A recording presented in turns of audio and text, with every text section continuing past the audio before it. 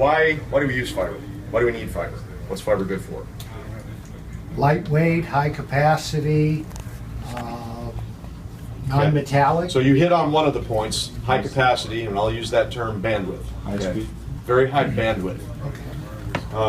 Its information carrying capability is superior to most other media types, and with regard to single mode fiber, this is the highest bandwidth capability media that we know of today, of anything that's out there now. Single mode? Single mode. So yeah, its capabilities with regard to bandwidth are excellent. Loss. Okay. Another reason is that it's very low loss, particularly now that we've made a lot of advancements in the quality of the glass. Single mode glass has always been pretty good. They've done some things to it lately that have made it even better. But specifically with regard to multi-mode glass, they've made huge advancements in its capability for carrying information. And we'll talk about some of those enhancements. That combined with improvements in the way that the connectors are made and polished and the precision of them gives us a lot lower loss than we used to have. What is define single mode, multi-mode? Yeah. Yeah, okay, so it's two different types of fiber, and it's based on the construction of the glass, and I've got things that will helpfully explain that coming up. Another good reason, impervious to external influences of EMI or RFI, okay? So it's not going to be bothered by spurious noise outside of it because we're signaling with light instead of electrical signals. Another thing about that is that it has better security because it's a lot harder to tap into because it doesn't radiate energy, right? And it's really easy to tell if a fiber circuit's been cut into and tapped. Okay? So for security reasons, it's also a good call. This is a big deal lately, and particularly in the data center, and that's where data centers were always concerned about how much power we're consuming and how much heat we're generating. The optics that are designed to drive signal over fiber are now at a point where, when compared to what you have to use from electrical signaling perspective, the amount of energy that it requires to actually encode the electrical signals, power consumption is almost at a point where it's equivalent to what you have to do to drive a laser, right? So that's another big reason why, particularly in the data center, fiber is getting a whole lot more play, because it uses less power. Some of the key terms and acronyms that you need to know and that we'll kind of talk about throughout the day here. Infrared is the portion of the electromagnetic spectrum where we use signaling for optical fiber. It's non-visible light. It's beyond our ability to see it.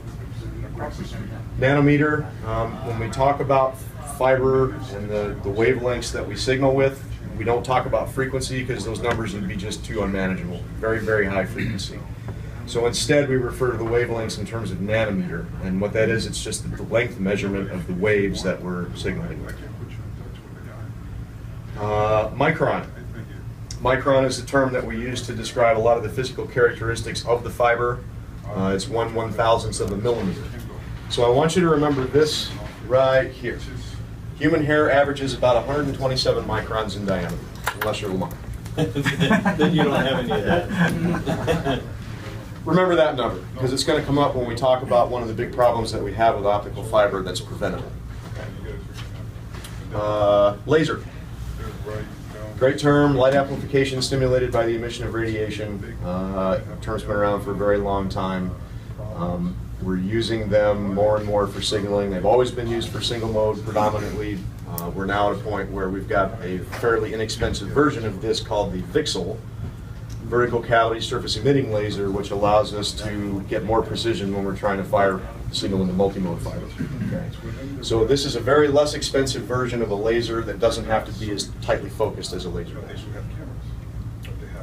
The original signaling device for multi-mode fiber was a not very focused source, very inexpensive LED. And they worked well up through about gigabit Ethernet.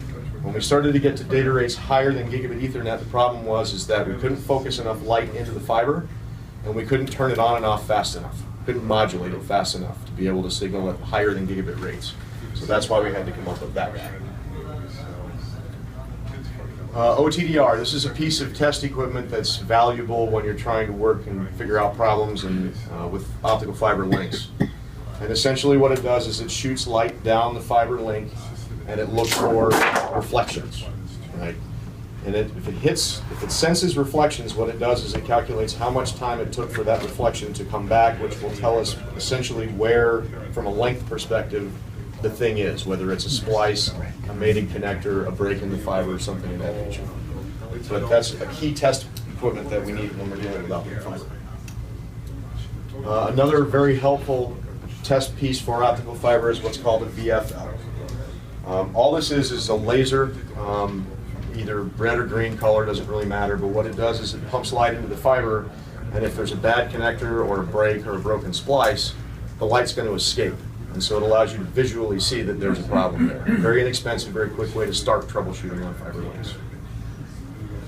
There's 2 more pieces of test and inspection equipment which I'll talk about in a minute that aren't on the slide, because they're not really